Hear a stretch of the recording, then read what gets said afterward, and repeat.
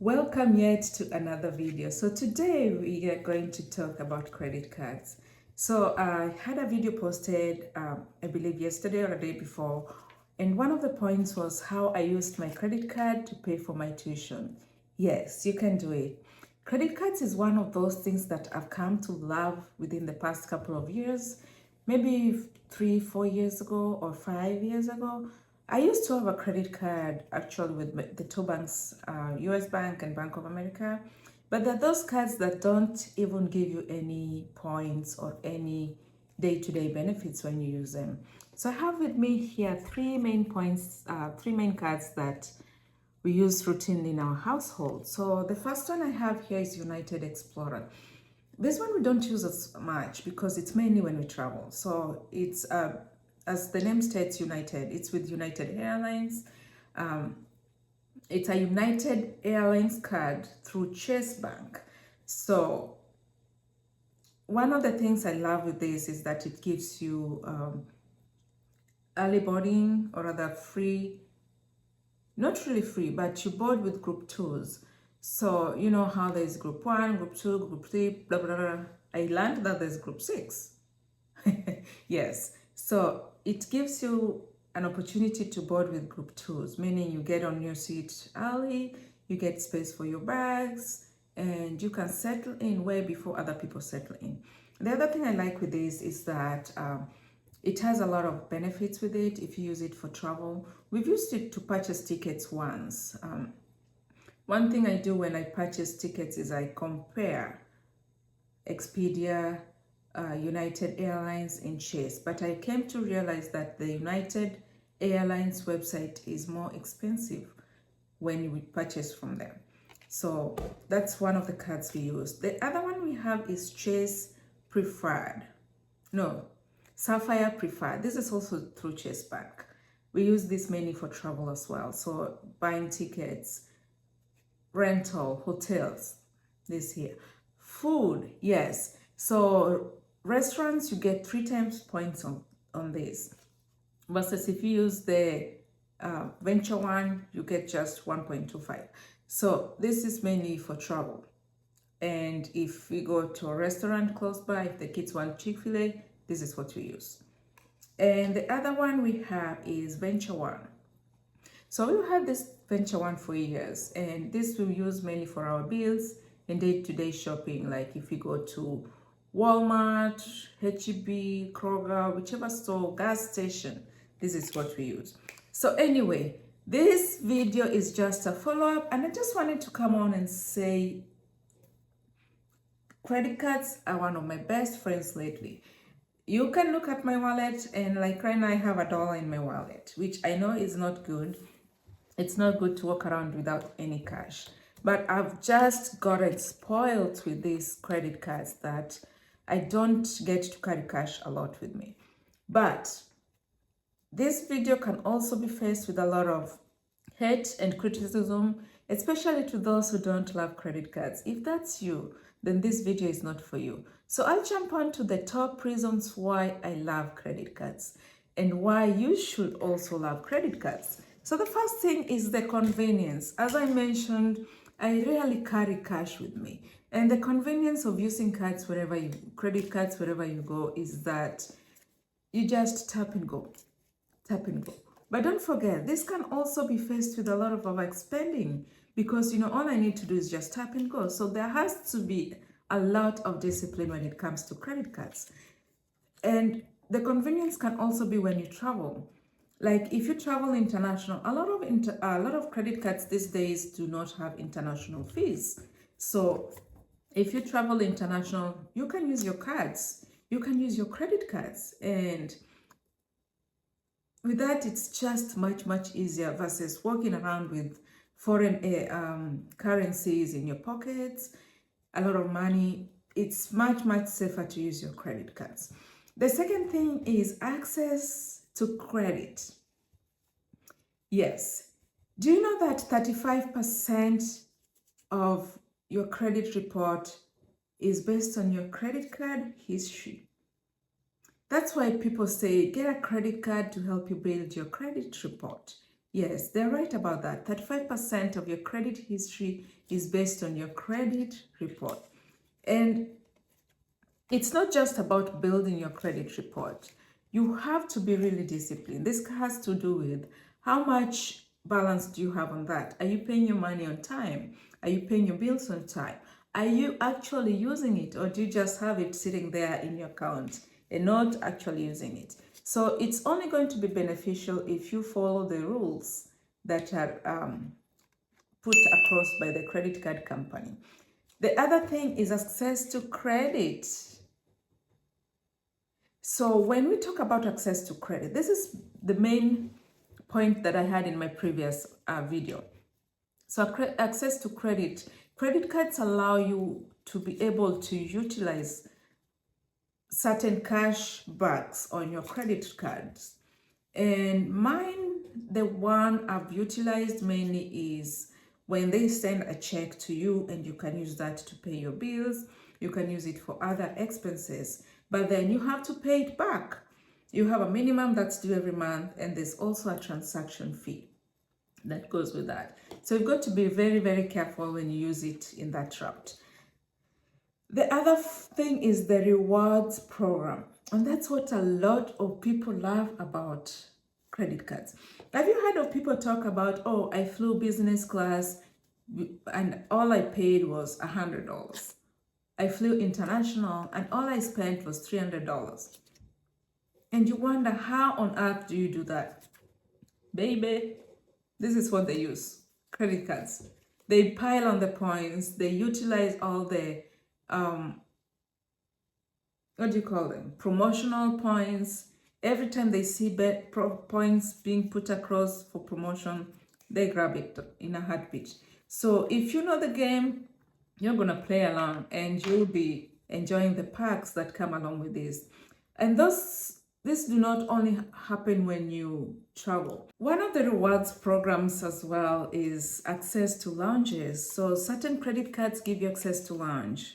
So like the United Explorer, when I got this, they gave me 2 passes to United Lounge, and I got to use one when I was traveling to New York a few weeks ago. And this was really nice. I left my kids and my husband and wanted to utilize and just see what's in there. It's beautiful, free Wi-Fi. Of course, there's free Wi-Fi in most airports. But the greatest thing was quiet environment, unlimited foods and drinks. So I got there around 9 o'clock because our flight was delayed. So I was like, instead of just sitting here for the next 2.5 to 3 hours, let me go explore the lounge and see what's in there. So I got in there and it was 9 o'clock. Breakfast was being served. Yes, they serve meals based on the meal times. So they served breakfast. There were pastries, hot and cold cereals, tea, coffee, juices. And then I was there until like 11:30-ish, almost noon. And they started serving lunch. There were salads, sandwiches, pasta. I was like, man, this is what people enjoy when they have the access to lounges. It's only that I'm not a frequent flyer. Otherwise, if you're a frequent flyer, this is something you can look forward to, especially with delayed flights, canceled flights. You can utilize this so much. Next is the fraud protection. Yes, if somebody steals your credit card and uses it to purchase things, you can file claim with your credit card company, and they will investigate, they will follow up, and they will credit you back. This may not be the case with a lot of debit card companies. With debit card, some people will refund you, some people will not. So with credit card, it's very well protected. Another thing is building and improving your credit score. And this is tied with access to cards. I think I mentioned that already, but building your credit score. A lot of people utilize credit cards to build their credit score. I remember when I first came to this country a couple of years ago, I got myself a credit card with my bank. I still have that credit card, and over time they've increased the limit for me. Even though I don't use it as much, because it doesn't build me any points. I use it once in a while here and there just to make sure they don't take it away from me. But other ways in which you can build your credit score is through credit cards. Just make sure you're paying the minimum balance due and you're making sure you keep up with the requirements, including no late fees and making sure you're using it. Just having it and not using it doesn't build you any points or doesn't build your credit score. The other thing is purchase protection and extended warranties. So when you make certain purchases with certain from certain stores, they ask you, do you want a warranty? If you choose a warranty, let's say it's a 3-year warranty, you choose a warranty on that and you use your credit card. Once your warranty expires 3 years, a year after that, you get an extended warranty from your credit card. So let's say you bought a laptop and you put a 3-year warranty on your laptop. 3 years after your warranty expires, your credit card company's warranty kicks off for another 1 year. So in total, you get 4 years warranty on your laptop or whatever item you bought. This is mainly important if you buy expensive items like electronics, furniture. It's good to put a warranty because you never know what's going to happen to them. The other thing is travel benefits. I mentioned this briefly with the rewards, but travel benefits. With credit cards, perks, and points that you build up, you can use the points to travel. And that's why you hear all those people. I'm traveling on business class using my points. That's what it is. They don't use them. They save them for the future plans when they travel. With travel benefits as well, if let's say if your flight is cancelled or your flight is delayed, or let's say you can't travel for whatever reason, your credit card company protects you on that. So let's say you purchased a ticket, you knew you were going to travel, but then things happen, you can't travel. Call your credit card company and that protection is going to kick in for you. Another thing is balance transfer and management. This I haven't really utilized, but it's talking about certain credit companies will allow you to merge your credit card balance into one credit card with low interest. This is not available for all credit card companies. Personally, I haven't utilized it, but that's what it says. You can, let's say you have Chase, you have American Airlines, you have Capital One, you have Wells Fargo. You can merge your balances into one credit card with the lowest interest rate. So you just keep paying that instead of paying other elevated or other high rate interests. And finally is access to exclusive offers and experiences. Over time, if you signed up for alerts, you'll be getting rewards or experiences sent to your email or whichever mode of communication you put down. And this will tell you if there are certain offers available, which you can jump onto and utilize while the offer is still valid.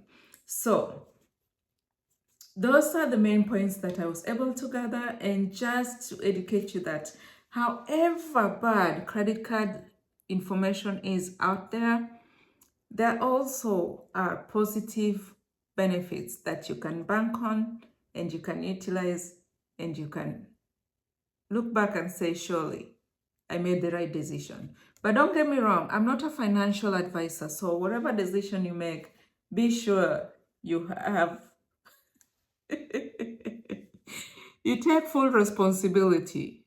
Don't come and say Claudine told us this, Claudine told us ABC. No, it will be on you. It's all about discipline. Credit cards can be of very, very great benefit, but at the same time, they can put you down in a drain. So just be careful when you're getting credit cards and enjoy the perks. Thank you for joining me in this video, and I hope to see you in my next one. Thank you.